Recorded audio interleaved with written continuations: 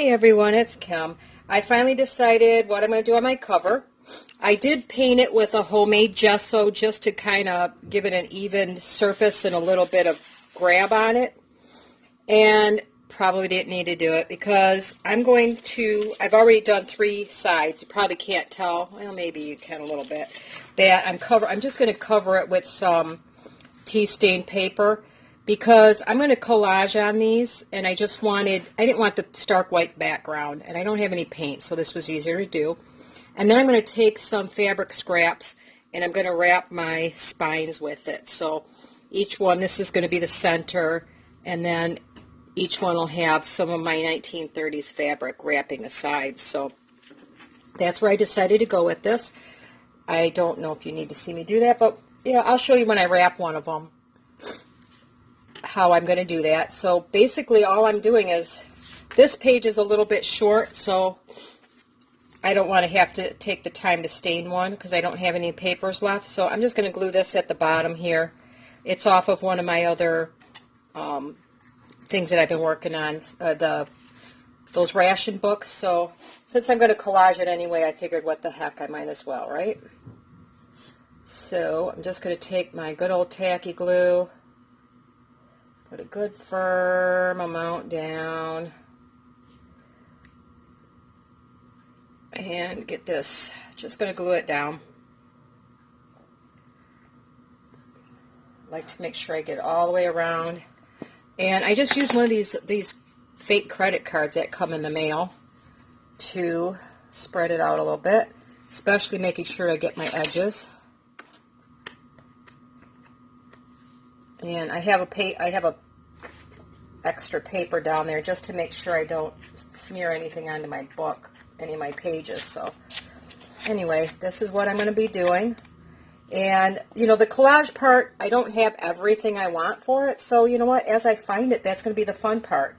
If I find it and I think it fits with the theme of the book, I can just start gluing on the cover and stuff like that. So it's a work in progress. I don't expect to have this done by the end of this series.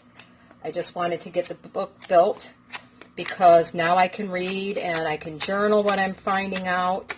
I have lots of pockets, so I'm going to make some, some kind of journal cards and things like that. I'm going to write up some of the recipes I want in here to be permanent. So, I'm just going to take my time now and have some fun actually working in the book as I find things that I want to add to it. And that's why I made it, because, I don't expect to have this done. It could take me a year. I don't know. I like to go to estate sales and garage sales and antique stores and look for some things from that era. I'm not always lucky because I can't always pay the price that people are asking, but, once in a while I get lucky and I find something that I want to add to it, like those ration books, and I enjoy doing that. So anyway, I'm going to glue this down so that I can just start collaging when I feel like it.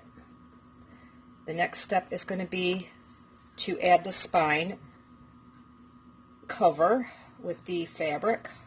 And I'm going to come back. I like to let this dry because as it's drying, sometimes I'll get a bubble and I can come by and rub it out. But I also let this get a little bit tacky for a minute before I stick my paper on, and then I come by with another one of these little card things and, rub it out so it comes out relatively smooth. But that's where I'm at right now, and once I get to the spines, I'll come back and I'll show you what I'm doing there, okay? Alright, I let that get tacky for just a couple of minutes, and you can see it goes on better. It doesn't tend to buckle up as much. I notice if I do it when it's really super wet, I wait 2 to 3 minutes. And it's tacky and it's not dry by any means, but I could come in here and I could smooth things out quite a bit better. So if you're having trouble working with wet glue, sorry, my dogs are outside. It's like a kid when you're on the phone, They just have to interrupt you no matter what you're doing.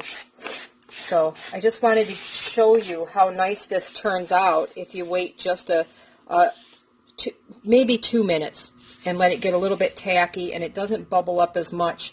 And I could come by in 5 minutes and see if there's any bubbles, and then just come by with my little card and smooth them back down again. Okay, I brought you in just a little bit closer because I'm going to do the spine here. And I'm just going to do it similar to what I did last time. I'm just going to take my glue and I'm going to cover the spine, giving, you know, relatively generous, but I don't need to waste it. And then I know, oh, I had it figured out there for a second.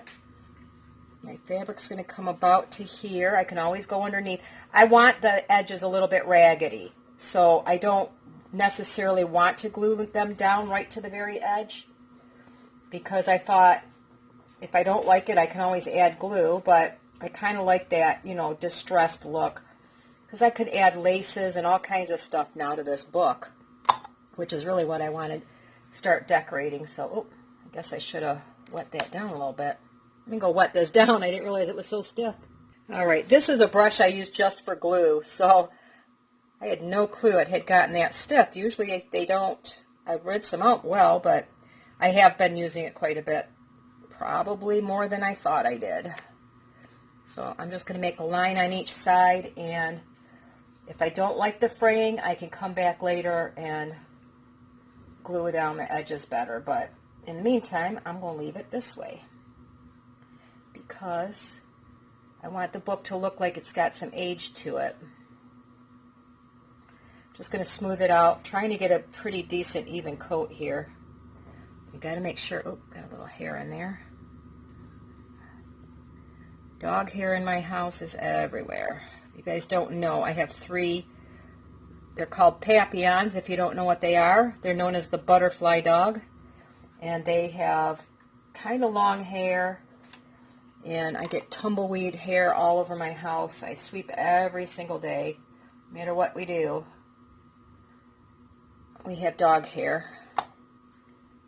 And my brother, who lives upstairs, has now 5 cats.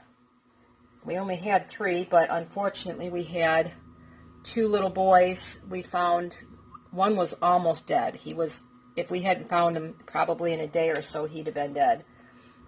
As you know, I live out in the country, and somebody just dumped him out. They didn't want to take responsibility for letting their cat get pregnant, and dumped him off, I guess, thinking that babies that are 6 months old could take care of themselves in the winter. So it doesn't happen very well. So we took him in, we got him to the vet, and they're going to be just fine. The one little guy, he was really sick for a long time. His name is Teddy, and his brother Bear, we call him Teddy and Bear, saved his life because we were going out to the barn one day, and this little kitty was running and screaming by the car, by the truck, and literally pulled this poor little kitty out from underneath that was almost dead. So if it wasn't for Bear, his little brother would have been dead. And I just don't understand why people can't just say, you know what, I don't need cats. Take them somewhere where they can be taken care of instead of throwing them away. And I know there's a lot of people that don't like cats. I get it. It doesn't mean you have to be cruel about it. Just making sure I get this down into the spine the best I can. And I'm leaving these up because I want them to fray, and I'll probably fray them myself later.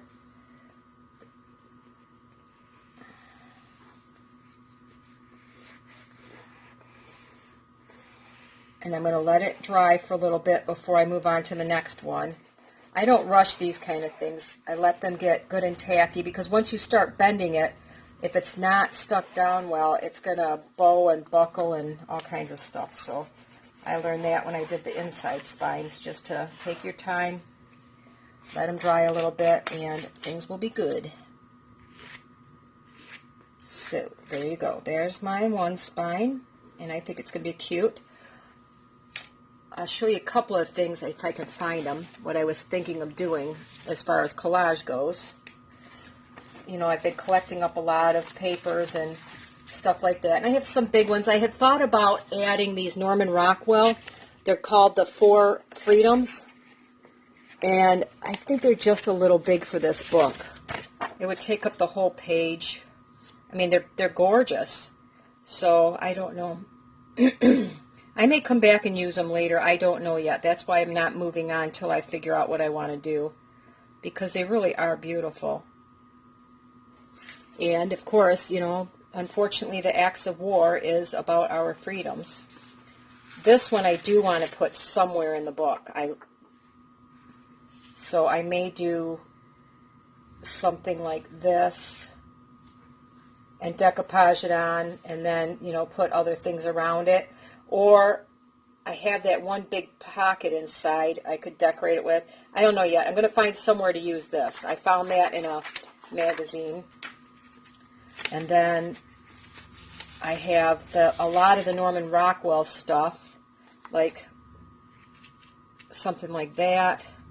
And this is the ration office. I can trim it up a little bit and put something like that on the home front. And then I just have a lot of general photos. This is the Gillies series. A lot of it's in black and white, and that's why I kind of went with a neutral background. And I still have some of the cute things from my recipe books I can do, like on the home front section. Here's about rationing, so I could put something like that up there. Anyway, that's kind of where I'm headed with this, so you guys are aware kind of where I'm going. This is an airplane that was left in the desert afterwards, so you know, I think I'm just going to collage down a bunch of different things that I find, and I'm taking my time. I'm not going to rush through this period. I want to make sure I have the photos that I really, really want on the cover. So, and the rest can go inside somewhere. But anyway, that's what I'm doing so far. I'll come back, and once I get everything glued up and maybe get a little bit of decorating done on one of the covers, and I'll do a flip through of everything I've done so far.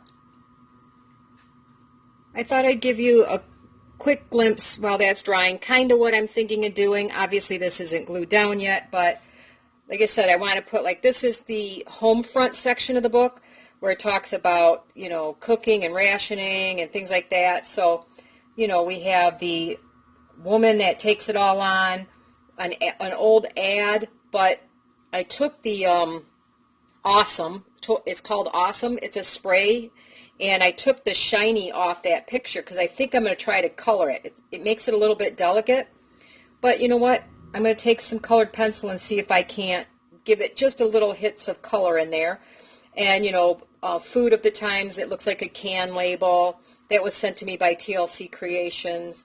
And just more things out of that little recipe folder book I made. So that's kind of where I'm headed. You know, it can always change. If I don't like it, I could gesso over it and start again. But just wanted to give you an idea, kind of what I was talking about possibly collaging the covers. You know what? I may change my mind and completely wrap them in fabric. I don't know yet, but we'll see. Because you know, I can't make up my mind sometimes. Well, I am happy to say I finally made up my mind on what I was doing on this book. And what I did was I made some faux leather for the covers, front and back. I made this faux leather. And there is a video that I posted just a couple of days ago. I'll link it down below if you want to know how to make it. It's not quite done yet. Patricia has very generously offered to send me some book plates. She asked how it was going, and I said I was trying to come up with a way to make a book plate for here, and I was trying to figure out how to color it and all that kind of stuff. And she offered to send me some, so I'm waiting for that. And then, because I want to put a book plate on here, and I'm going to leave these covers for now. You know, I keep changing my mind, but I think once I put a book plate on it, I'm going to be happy with the way it turned out because, you know, I'm just really, it works. And I kind of like the leather with the lace and the, you know, the old fabric and stuff like that. And I just made I put the lace, I wanted it to, you know, kind of that juxtaposition of the leather and the lace. So I just used that as my closure. And, you know, you saw me put the fabric on the spines. And on the inside, I did collage the insides here. I made a little pocket here. So, again, I could add more things. And I have one of those egg tickets where the guy was selling eggs. And I colored just a little bit on that one page that was black and white, just to add a little color because, you know, it was kind of boring. And this came out of that recipe book here, you know, and just some cute things that kind of went with the era. And then on this side I did want to add this in there. So that's basically the whole cover on this side. I just used some old ledger paper top and bottom to finish it off. So that's where I made it. I did. I finally got the cover done. Can you believe it? I hemmed and hawed and couldn't figure out what I was going to do, and you guys have no clue how long. I sat here like 3-4 days going through it for an hour at a time and just saying, should I try this? Should I try that? Should I try this? And I just couldn't figure out what I wanted to do. And then I saw on our one of my Facebook groups, somebody else had made leather, but it was gorgeous. They had the those plates that you put under here, and you know, it makes all the texture. But I don't have anything like that, so I just made the plain leather, and I think once I put a really cool book plate on there, it'll look really nice. But anyway, that's it. The next step is I will give you a complete walkthrough of what I got done so far, and you'll be able to see it start to finish. I'm really excited, guys. Have a great day.